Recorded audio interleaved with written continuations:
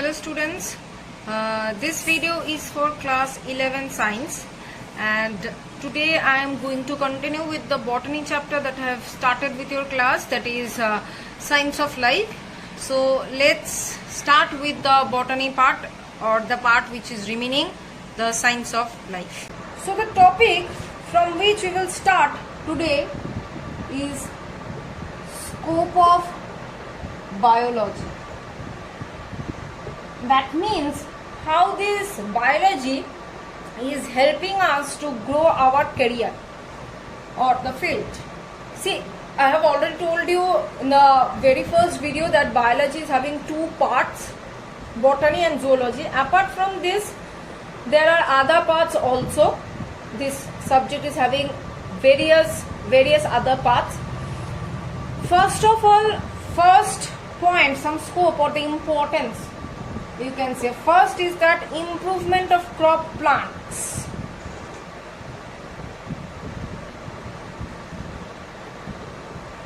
Now, this improvement of crop plants, it is related with plants, so it is a part of botany, but not particularly we can say that it is a botany, it is pure botany, because it is related with crop plant.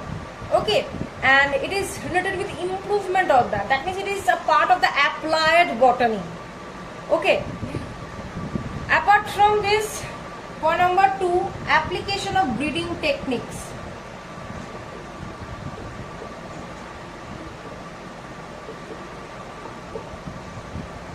See, this application of the breeding technique requires some improvement, and as a result of this improvement, it also resulted in the improvement of the livestock, which are giving improved quality of milk, meat and other things. So application or the improvement in the breeding technique can lead us to over there in our economic improvement.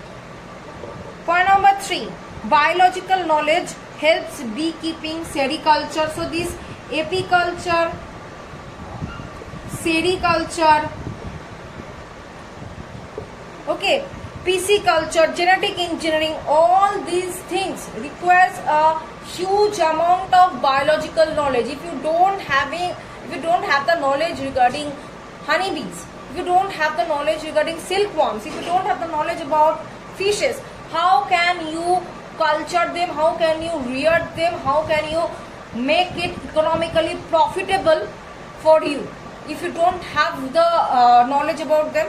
So in order to do these things, you require a huge amount of knowledge on these topics. Okay. Next, number 4, life history of several pathogens.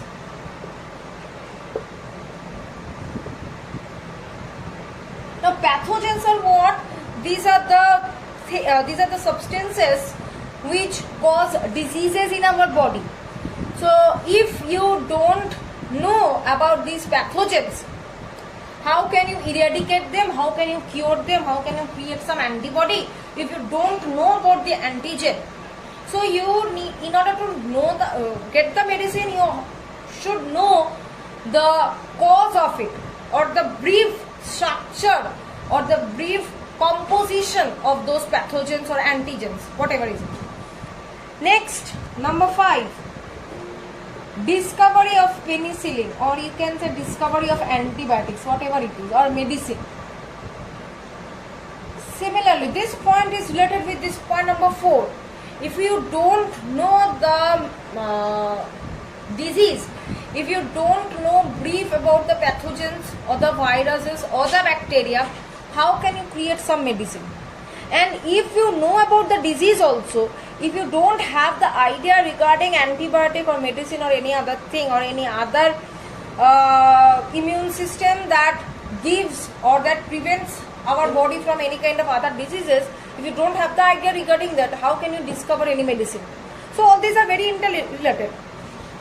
Next is that food production, population, global warming, all these issues are connected with human welfare. Now the scientists are working on that and trying to find the solution. Conservation of forest, water utilization, conservation of soil, all these requires huge amount of knowledge on biology.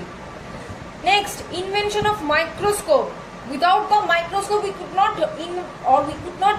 come to the idea about regarding cell, tissue, or anything else. So, invention of microscope requires, obviously, it requires some knowledge in physics or mechanics. But apart from this, it also requires the knowledge of biology, because what you are seeing under the microscope, it is a biological part. Okay, you are not seeing anything else. So in order to identify that yes, this is a cell, or this is a parenchyma cell, or this is stomata, you need to have the idea regarding them.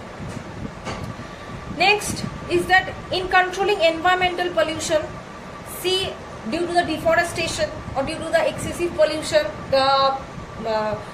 due to the excessive automobile exhaust, the environment is getting polluted. So in order to control it, we need to know that what should we do in order to preserve our environment, which is a part of biology. Next, biology, we know you have crossed the term in class 9, chlorella.